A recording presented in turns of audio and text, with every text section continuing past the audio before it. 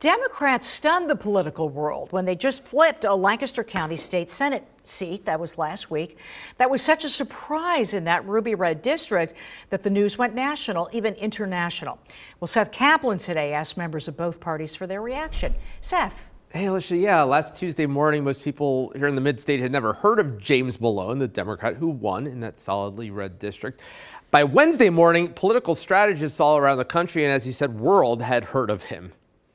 James was as good of a candidate as you could ever have. He bought in, he talked to his neighbors and really just cared. That's Jalen Nix, executive director of the PA Senate Democratic Campaign Committee, talking about James Malone, believing this was no fluke. If I could have, a few more James Malones in 2026, I think, we're going to have a very successful election night next November. He is talking about November 2026, when 25 of Pennsylvania's 50 Senate seats will be up for grabs.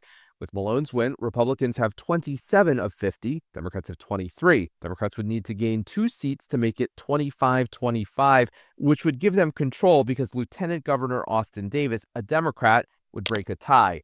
As for last week's election, we were able to slip under the radar, and by the time they knew something was happening, there wasn't much they could do. Which Republicans largely agree with, but they say that's why it's not a sign of things to come. This doesn't have national implications. There was a lot of things that were going on in that district, including a lot of infighting with the party. Senator Kim Ward, the Republican who leads the chamber, says before Democrats get too excited about gaining ground, they should consider the difficulty of defending the Lancaster seat with the element of surprise gone. She says Republicans can actually gain ground. We're going to get back our Lancaster seat, and then we're going to go try to take out 2 of the Democrats. I asked which 2. I'm not going to tell you our roadmap. Come on, bud.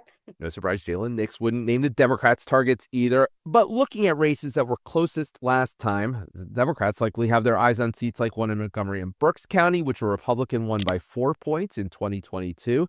In addition to the Lancaster seat, Republicans likely eye the seat with the narrowest Democrat margin, one in Northampton and Lehigh counties, which was +7 for Democrats who, if the current economic news doesn't improve, will try to turn all races into a referendum on President Trump. When their pockets are being hurt by some of these reckless cuts, I think they're going to look for the alternative. And our responsibility is to give them that alternative by having strong candidates that are running with local messaging. A year and a half is a long way off.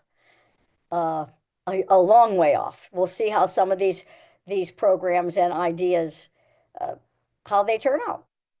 Yeah, Jalen Nix of the Democrats says a key will be finding the right candidates to match the districts where Democrats hope to gain. James Malone clearly was that kind of candidate in Lancaster last week. Of course, Alicia, Republicans will be trying to do exactly the same thing in the district. They are targeting whichever those districts are, which work they won't tell us. Seth, thank you so much.